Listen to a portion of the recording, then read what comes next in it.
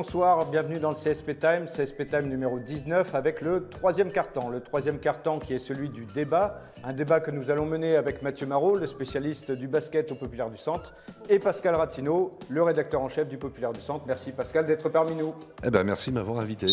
Voilà, donc ce débat va porter sur le cas Samardo Samuels, qui a beaucoup fait parler de lui lors du match au Portel. Il y a eu un clash avec son entraîneur, et dans la foulée, l'entraîneur, Kyle Milling, a décidé de porter sur la place publique l'histoire de ce clash. Alors Mathieu, qu'est-ce qu'il faut penser à la fois du clash et de la communication de Kyle Milling? Il y a plusieurs choses. D'abord, comme tu l'as dit, le premier temps, c'est le clash en lui-même.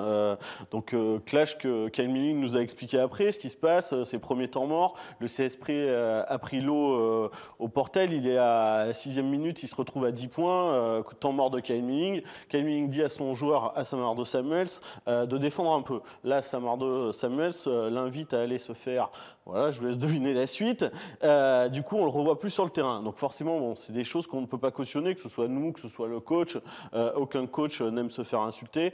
Donc voilà, donc là-dessus, l'attitude de Samardo Samuels, qui s'en est excusé d'ailleurs juste après, est évidemment condamnable. Après, il y a un deuxième temps, c'est la communication de Kyle Milling.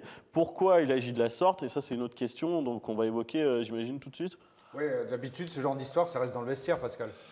Oui, d'ordinaire, ça reste dans le vestiaire. Après, moi, je rejoins ce que dit Mathieu, c'est pas acceptable. Un coach, quel que soit le coach, quelles que soient les ambiances qu'il peut y avoir dans un groupe, ne peut pas supporter qu'un joueur lui profère ce type de propos à la face. Ça doit rester dans le vestiaire. Alors, est-ce que c'est la première fois? Pas la première fois. Est-ce que les deux hommes s'apprécient ou pas? Enfin, on n'est pas au cœur de tout ça pour suffisamment juger. Effectivement, beaucoup de ces choses-là dans le monde du sport se règlent le linge sale en famille, comme on dit. Là, en l'occurrence, c'est pas le cas et ça pose d'autres questions. Oui, mais alors on se souvient qu'en 2014, il y avait eu des clashs aussi entre Jean-Marc Dupraz et ses joueurs. Des clashs qu'on avait vus en direct à la télé. Oui. Donc, quelque part, on avait été témoin, alors que là, ça n'a pas été le cas. Et pourtant, ça n'avait pas été plus loin non plus, alors qu'on en avait été témoin. Non, mais clairement, en 2014, on le voit, même à la fin, en play-off, il y a J.K. Edwards qui insulte Jean-Marc Dupraz. Cette année-là, je pense que si le Limoges CSP avait dû suspendre et se priver de tous les joueurs qui avaient laissé échapper quelques insultes pendant la saison, il finissait avec ses espoirs. Donc ça ne s'est pas su, tout ne s'est pas su. Effectivement, on a su pendant les play-offs J.K. Edwards, mais là, le CSP avait agi en groupe uni, était passé outre parce qu'il y avait les play-offs et qu'il y avait un titre à aller chercher. Là, c'est un peu différent. C'est vrai que Kyle Milling, directement à la conférence de presse, a fait le choix de divulguer les propos de Samardo Samuels. Kyle Milling, il aurait très bien pu dire, bon, ben, Samardo, il avait une pointe à une cuisse, ça reste entre le joueur et le coach. Franchement, avec mon confrère Jérôme, on n'avait pas vu, on n'a pas assisté à l'insulte, on n'avait pas attendu, on n'avait pas compris. C'est qu'après. Donc après, si Kyle Milling fait ce choix-là de porter sur la place publique l'insulte de Samardo Samuels, à mon avis, c'est qu'il y a une raison. Et la raison, ça c'est peut-être de l'interprétation, mais c'est vrai que Kyle Milling n'a jamais été fan de Samardo Samuels. Dès le départ, il ne voulait pas de Samardo Samuels dans son équipe. Ça, c'est une assurance, il a quand même eu. Visiblement, ça ne se passe pas très bien entre les deux hommes. Donc c'est une façon, de quelque part, de vouloir le mettre dehors. Si le scénario est tel que le décrit Mathieu à l'instant, effectivement, ça ressemble à une volonté de porter ça sur la place publique pour régler le problème Samardo Samuels. Et d'une manière générale, c'est plutôt pas mal réussi de la part de Kyle Milling. Moi, j'ai du mal à y croire, même si c'est sans doute vrai. C'est se tirer des balles dans le pied pour rien quand même.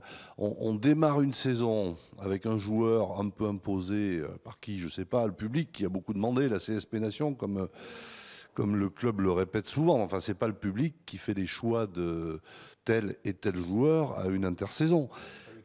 C'est pas lui qui signe les contrats. Si Milling avait fortement dit qu'il ne voulait pas de Samardo Samuels pour X raisons, et sans doute par son comportement, peut-être qu'on aurait dû écouter Kyle Milling avant de re-signer Samardo Samuels et d'arriver au bout de 3 journées de championnat à une situation quasi de crise compte tenu des résultats en plus, et compte tenu de ce qu'apportait Samardo Samuel sur le terrain, parce que certes qu'il ne défende pas, il n'est pas le seul, hein, depuis le début de la saison, et personne, il n'y a pas que lui, personne défend.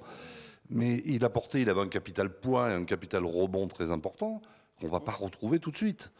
Donc on s'enfonce dans une crise pour quelque chose qui aurait pu être réglé bien en amont. Je trouve ça assez hallucinant quelque part.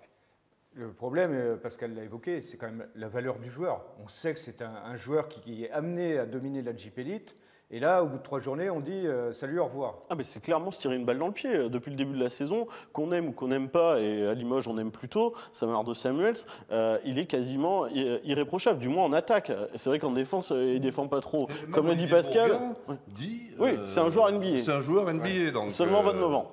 Donc on a l'impression qu'on n'a pas vraiment cherché d'issue. Alors pour le moment, il est toujours limougeau, hein. Il est juste suspendu. On a l'impression qu'il n'y a pas vraiment une issue qui a été cherchée entre les deux hommes. On a l'impression que ça vient un peu vite. Après, je ne veux pas dire que c'était prémédité, j'en sais rien. Mais c'est vrai que le samedi soir, Samardo Samuels, il insulte son coach au Portel. Le lundi, il est suspendu. Le mardi, il y a un nouveau joueur qui arrive, un poste 4, où on se dit, bah, tiens, ça va peut-être rééquilibrer l'effectif du CSP, où il y avait 3 poste 5 avec Samardo Samuels pour un seul poste 4, Isaiah Mills qui plus est blessé. Donc c'est vrai que la vie est bien faite à Limoges finalement si on regarde la situation comme ça.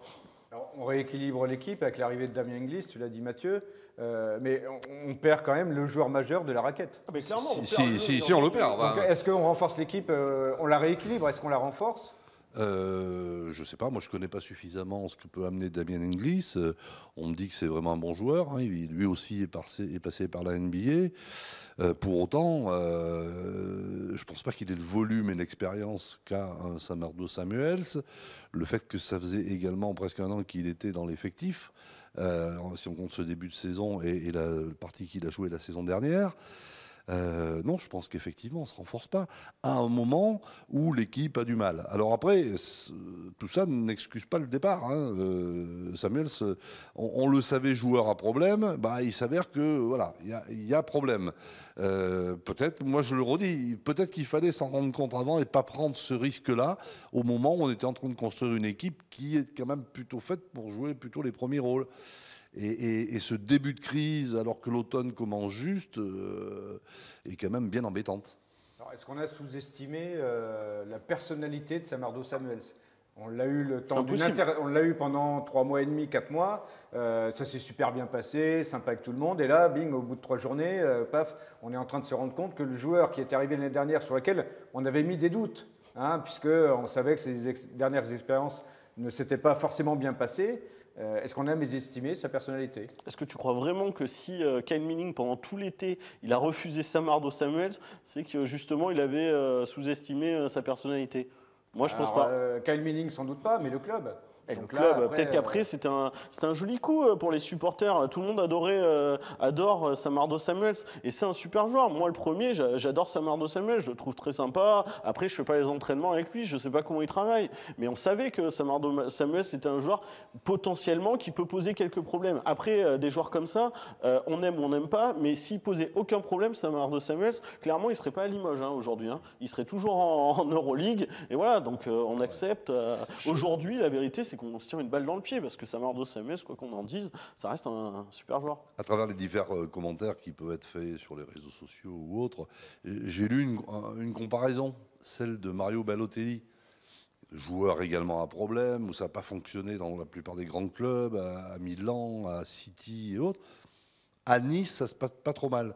Donc il y a des joueurs à fort problème, ou potentiel problème, que l'on arrive à gérer. Peut-être que Samardo Samuels, on pourrait le gérer comme un joueur différent. Alors certes, dans un collectif, ça fait un peu bizarre. J'imagine qu'à Nice, on ne gère pas Cardinal et Cyprien comme on gère Balotelli. N'empêche que Balotelli, ça fait 2 saisons qu'il a, il apporte énormément à l'OGC Nice. Il est là, enfin il fait ce qu'on lui demande, il met des buts. Et Samardo Samuels, il mettait des points, il prenait des rebonds. Alors peut-être que par moment et par séquence, il défend moins.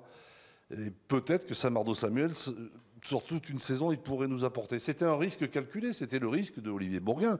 C'est lui qui décide de re-signer Samardo Samuels.